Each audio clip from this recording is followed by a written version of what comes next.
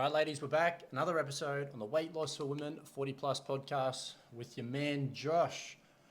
It is the new year. New year, new me. God, I've seen a million hilarious as fuck Instagram reels around this. So you probably know the ones that I'm thinking of. Man, I love Instagram. So fucking funny. All right, so today we're talking about, this might be for you ladies that are wanting to kick off in the new year. This is not really for the ladies that are, you've been hustling and grinding through December and Christmas wasn't a shit show. It's more the ladies that are like, all right, January, I'm going to turn it around. I'm going to get fit. I'm going to get healthy. I'm going to be consistent. And then it doesn't happen. And it's another year. And 2025 looks exactly the same as 2024. So if you don't want that to happen and you want to see some actual changes this year, how are we going to get on the gains train? And I mean seeing results every single week. The weight going down half a kilo more. Who knows what can happen if you're doing the right things. So what we're going to do, we're going to keep it very, very simple. Ladies, what I love when it comes to nutrition for our clients is following more of an 80-20 rule. Write it down. 80% good, 20% flexible. You can see amazing results without being 100% all or nothing. Because look, it's a bullshit fucking mindset. We all know it. It doesn't work. It does not help you. Life is not all or nothing. You do not 100% love your kids or hate them. You do not go to work only when you're 100% healthy, feeling great and loving it. Sometimes you go to work when you fucking hate it because you want that paycheck. So why should the food be any different that you eat on a day-to-day? The reason our clients do so well in the coaching program with us is that they have a coach that structures their nutrition in such a way where they can still go out and socialize, have weekends, date nights, kids' sports, holidays. They can eat outside the house and not put all the fucking weight back on, because that is the dream. Why would you learn a style of eating that is only temporary? It's like learning a style of driving that doesn't apply to Australia. You just wouldn't learn to drive on the wrong side of the road. It does not make any fucking sense. You want to learn in the conditions of your normal everyday life. So if you want to be able to eat flexibly in your life, you need to learn how to eat flexibly in your fat loss plan. So one of the things that we do for our clients is more of an 80-20 rule. I see so many ladies fucking trying to do like bullshit things like cut out all processed food, cut out anything that's not organic, cut out carbs. As soon as you start doing it, and you don't need me to tell you, as soon as you start restricting things, you're more than likely going to crave them later and cave at some point, and then they're all going to come back in. It's so unnecessary. It is completely and utterly unnecessary to do those kind of restrictive behaviors, because there are clients that eat carbs and lose weight. There are clients that eat processed food and lose weight. There are clients that eat chocolate and lose weight. So if you're going and removing those things in the hopes that you're going to lose weight, you are just doing it for the sake of putting yourself through a bit of pain, because it is unnecessary. Now, you might not know how to do that, and you might require some coaching to learn those methodologies, but I can show you thousands of client results, women just like you, busy, working, not a lot of time, struggling with weight for months and years and decades, that have done what I've just said and lost the weight. 100% of our clients eat flexibly. They don't do restriction, they don't do keto, they don't fucking cut out food groups and fruit and all that kind of stuff, because it is absolutely not a requirement to losing weight. So if you like to eat a whole host of foods and want to lose weight, then you're going to have to learn a couple of skills. Now, starting someone on an 80-20 rule, what does that mean? Well, if you eat 3 meals a day, breakfast, lunch, and dinner, 7 days a week, Monday to Sunday, that's 21 meals.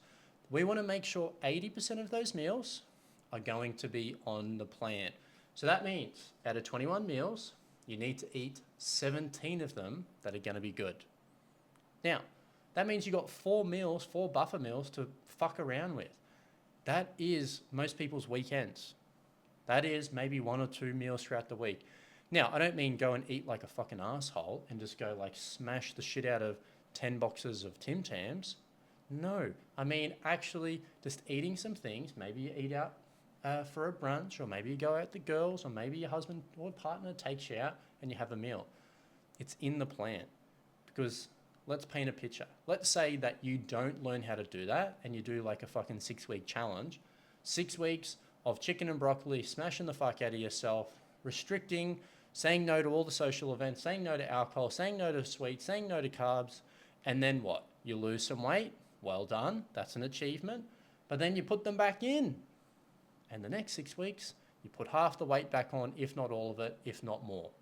Well, that wasn't a very good move. And you've probably been there before.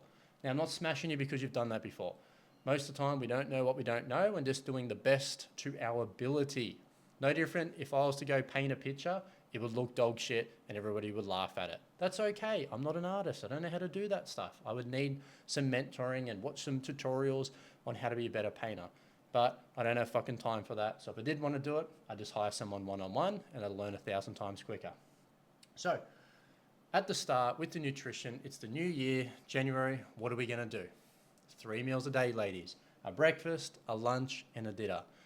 If your biggest problem is that you eat the house down in the afternoons, or you get the cravings, the sweets, the savory, the chippies, the cheese, the biscuits, the kids' snacks, if you're smashing those things in the afternoon, at nighttime, when people are going to bed, 9 times out of 10, it's because you are under eating at the start of the day.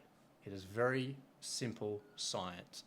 If you burn energy at the start of the day and you don't replace it, your body's going to demand it later in the form of the quickest energy it can think of, and that's going to be sugar.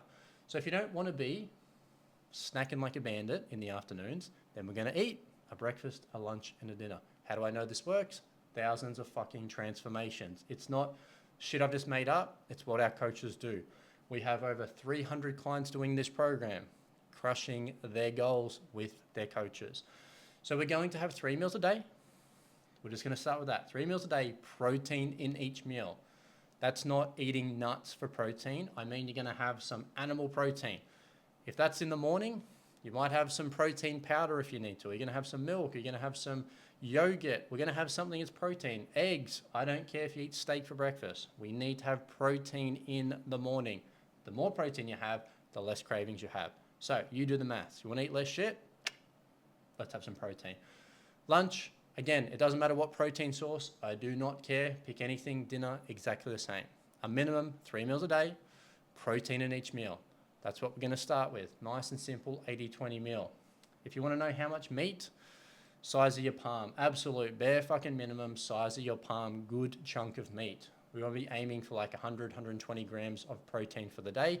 That is for the ladies that are tracking their calories and their macros. That's a minimum. Minimum. It's going to be different per person, but if we all have at least a bit of a minimum, we know where we're going. All right, tick, nutrition. We know what we're doing. Nothing too complicated there.